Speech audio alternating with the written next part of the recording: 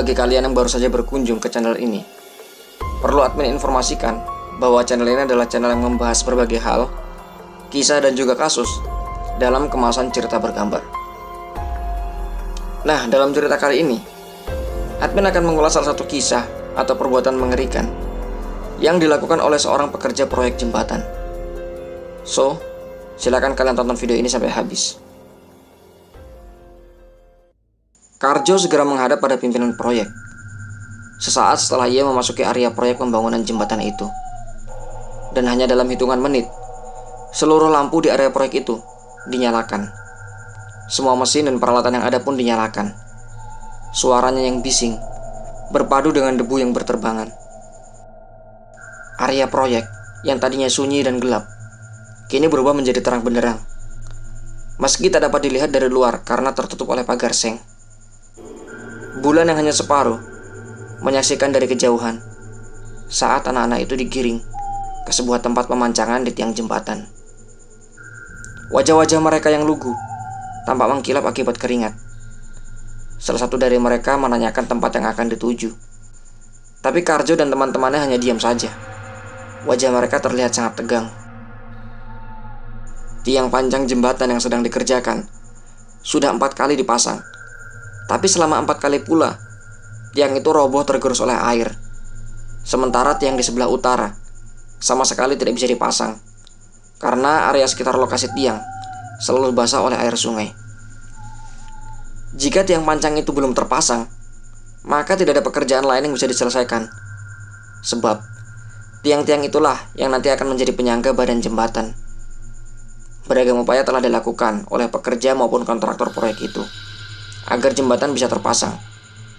Mulai dari memompa air sungai dengan kapasitas mesin yang sangat besar, hingga menggunakan tenaga ahli dan alat canggih untuk menanam tiang. Tapi semua usaha itu sia-sia. Tiang jembatan tetap tidak bisa terpasang. Sementara, batas waktu pengerjaan semakin mepet. Waktu terus berjalan. Kontraktor proyek pengerjaan jembatan akhirnya mendatangi paranormal. Ia sudah sangat putus asa dengan upaya yang dilakukan selama ini, sehingga mencoba upaya yang di luar nalar. Sesampainya di rumah paranormal, Cahyo kemudian mengutarakan niatnya, dan tampak paranormal tersebut sangat paham. Belum selesai Cahyo menjelaskan perkataannya, Mbah Dukun tersebut sudah berkata, "Anakku, perlu kalian tahu, lokasi yang akan kalian bangun jembatan adalah lokasi yang sangat keramat. Mereka akan terus menghalangi kalian, kecuali kalian memberikan tumbal yang setimpal." Alangkah kagetnya Cahyo ketika Mbah Dukun tersebut mengatakan bahwa tumbal yang diminta bukanlah kepala kerbau seperti yang selama ini beredar di tengah masyarakat, tetapi tumbalnya berupa kepala 5 orang anak yang masing-masing dipasang di 5 titik tiang panjang. Cahyo kemudian menyuruh Karjo untuk mencari 5 orang anak. Tapi ia sengaja menyuruh Karjo untuk mencari anak-anak di luar pulau, agar yang mereka lakukan tidak terendus. Langit malam yang kelam menjadi saksi perbuatan sadis Karjo dan rekan-rekannya. Mereka masing-masing memegang 1 orang anak, kemudian memasukkan pada tiang berdiameter 1 meter. Lalu, mereka mengecornya dengan campuran semen dan pasir. Mereka sengaja menyalakan semua mesin dan peralatan agar teriakan ketakutan dari anak-anak tersebut tidak bisa terdengar. Bahkan tidak bisa terdengar oleh pekerja lainnya, tersamarkan oleh deru mesin-mesin berukuran raksasa. Anak pertama yang masih belum tahu apa yang akan terjadi menurut saja ketika diajak ke depan. Kemudian tiba-tiba didekap dengan erat dari arah belakang dan langsung dimasukkan ke dalam pipa besar tersebut. Tak sempat berteriak, tubuhnya langsung ditenggelamkan oleh semen cair. 4 anak yang melihat temannya dimasukkan ke dalam pipa yang kemudian dicor dengan campuran semen serentak berteriak. Mereka menangis histeris ketakutan karena mereka tahu bahwa kejadian itu akan menimpa mereka satu persatu. Keempatnya kemudian berusaha melarikan diri, tapi 5 orang dewasa lain sudah mencengkeram bahu anak-anak itu. Mereka dengan kejam menyeret mereka masuk ke dalam pipa, satu persatu. Ampun om, saya jangan dimasukkan ke dalam situ. Ampun om. Seorang anak berteriak, tapi suaranya tenggelam oleh deru mesin. Anak kelima berusaha memberontak, bahkan saat sebagian tubuhnya sudah masuk dalam pipa. Jemari mungil anak itu masih menempel pada pinggiran pipa. Ia tetap berusaha merayap naik, tapi campuran semen dan pasir yang dituang menghapus segala harapannya. Tubuhnya tertimbun oleh semen, menyatu dengan rangka yang ada di dalamnya. Para pekerja itu sengaja tidak hanya menggunakan kepala anak-anak itu sebagai tumbal, karena mereka yakin akan kesulitan menyembunyikan tubuh kelima anak tersebut. Setelah selesai pengecoran, ada kejadian mistis yang langsung terjadi. Langit tiba-tiba memerah, warnanya persis seperti percikan darah. Suasana pun langsung mencekam, meski lokasi itu terang benderang. Air sungai yang tadinya menggenangi area tiang tiba-tiba saja langsung menyusut entah kemana. Tiang-tiang itu pun secara tiba-tiba langsung berdiri tegak. Karjo dan keenam rekannya langsung merinding melihat hal tersebut. Terlebih, tiba-tiba ada aroma wangi yang menyelimuti area tersebut, dibarengi dengan munculnya sosok wanita cantik di antara kelima tiang tersebut. Rambutnya panjang terurai, mengenakan gaun berwarna kuning. Ia juga tidak mengucapkan sepatah kata pun, hanya memandangi Karjo dan teman-temannya satu persatu.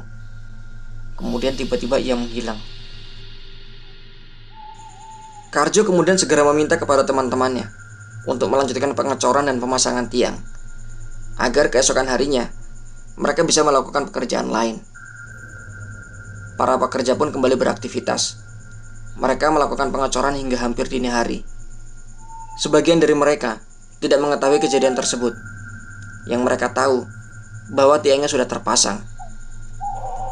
Hanya beberapa belas pekan sejak kejadian malam itu, jembatan sudah terbangun. Meski belum bisa digunakan, pengerjaannya sudah hampir selesai dan memasuki proses finishing.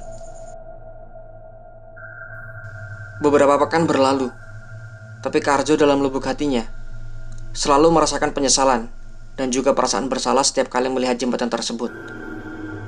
Di pelupuk matanya terbayang tangis kelima anak kecil yang dijadikan tumbal. Tangis mereka yang bercampur dengan deru mesin, seolah selalu mendengung di telinganya. Bahkan beberapa kali Karjo melihat anak-anak kecil itu bermain di lokasi tersebut sambil menunjuk-nunjuk ke arahnya. Kejadian itu seolah nyata. Anak-anak kecil yang bermain di tempat tersebut masih sering terlihat saat jembatan tersebut sudah bisa difungsikan.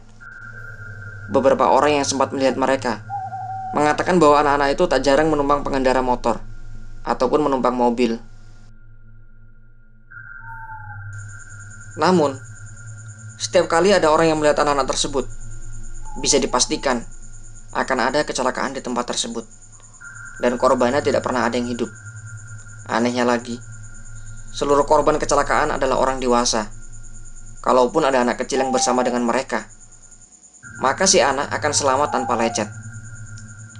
Menurut beberapa paranormal yang pernah didatangi oleh warga setempat, kecelakaan yang terjadi di lokasi tersebut disebabkan oleh anak-anak yang dulunya dijadikan tumbal pembangunan.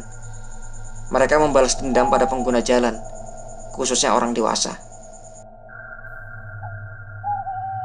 Oke, itulah kisah tentang tumbal tiang panjang jembatan. Kisah seperti ini juga dulunya banyak menghantui anak-anak, khususnya di era 90-an. Ketika ada mobil asing melintas, anak-anak sering mengucapkan, "Awas, ada tukang potong kepala." Dan refleks, mereka akan bersembunyi karena takut akan diculik dan dijadikan tumbal. Seperti biasa, kalau kalian punya kisah lain yang mirip ataupun fakta lain yang terjadi di wilayah kalian, silakan share saja ya di kolom komentar. Silakan juga kalian tonton video lainnya di list video channel ini. Sampai di sini video dari admin. Subscribe dan aktifkan loncengnya ya jika kalian suka. Sampai jumpa kembali di video menarik lainnya. Wassalamualaikum warahmatullahi wabarakatuh.